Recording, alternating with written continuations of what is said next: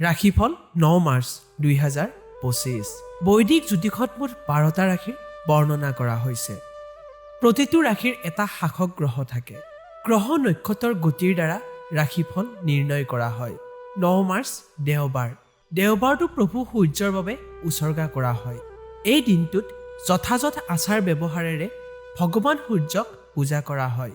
জ্যোতিষৰ হিচাপ অনুসৰি 9 মাৰ্চ দেওবাৰৰ দিনটো কিছুমান ৰাশিৰ বাবে অতি শুভ হ'বলৈ গৈ আছে। আনহাতে কিছুমান ৰাশিৰ লোকে জীৱনত সৰু সৰু সমস্যাৰ সন্মুখীন হ'বলগীয়া হ'ব পাৰে। মেষ ৰাশি, আপুনি আত্মবিশ্বাসেৰে ভৰি পৰিব। আত্মনিয়ন্ত্ৰিত হওক। অপ্ৰয়োজনীয় খং আৰু তৰ্ক বিতৰ্কৰ পৰা আঁতৰি থাকক। চাকৰিত কিছু অতিৰিক্ত দায়িত্ব পাব পাৰে। বৃষ ৰাশি, আপোনাৰ মন অস্থিৰ হ'ব পাৰে। ধৈৰ্যৰ অভাৱ হ'ব। ধৈৰ্য ধৰি থাকক। কৰ্মক্ষেত্ৰত বিষয়াৰ সৈতে সমন্বয় বজাই ৰাখক। প্ৰগতিৰ সুযোগ থাকিব পাৰে। আয় বাঢ়িব। মিথুন ৰাশি, আত্মবিশ্বাসৰ অভাৱ হ'ব, কিন্তু চাকৰিত পদোন্নতিৰ সুযোগ থাকিব পাৰে। চৰকাৰৰ পৰা সমৰ্থন পাব। বৌদ্ধিক কামৰ প্ৰতি সন্মান বাঢ়িব। কৰ্কট ৰাশি, বাক্যত কোমলতা থাকিব। আপুনি আপোনাৰ পিতৃ মাতৃৰ পৰা ব্যৱসায়ৰ বাবে ধন লাভ কৰিব পাৰে। ব্যৱসায়ৰ বাবে ভ্ৰমণৰ পৰা লাভজনক সুযোগ আহিব আৰু কঠোৰ পৰিশ্ৰম হ'ব। সিংহ ৰাশি, মন সুখী হ'ব।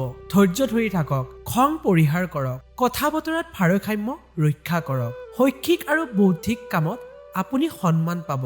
আয়ৰ উৎস বৃদ্ধি পাব। কন্যা ৰাশি, মন সুখী হ'ব, কিন্তু ধৈৰ্য বজাই ৰাখক।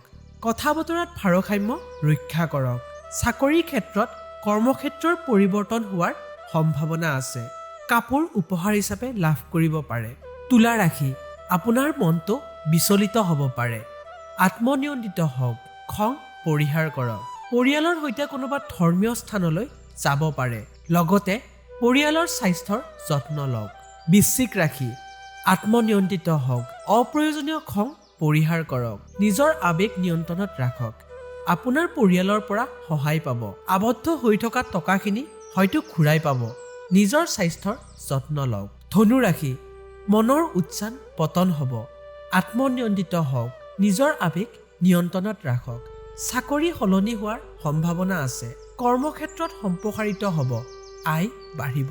মকৰ ৰাশি, মন সুখী হ'ব। আত্মবিশ্বাসো প্ৰচুৰ হ'ব। চাকৰি সলনিৰ সুযোগ থাকিব পাৰে। কৰ্মক্ষেত্ৰতো পৰিৱৰ্তন হ'ব পাৰে। আয় বাঢ়িব। কুম্ভ ৰাশি, আপোনাৰ মনটো অশান্তি পাব। আত্মবিশ্বাসৰ অভাৱ হ'ব। আপোনাৰ চাকৰিত বিষয়াৰ পৰা সমৰ্থন পাব। প্ৰগতিৰ সুযোগ থাকিব। পাৰিবাৰিক জীৱন সুখী হ'ব।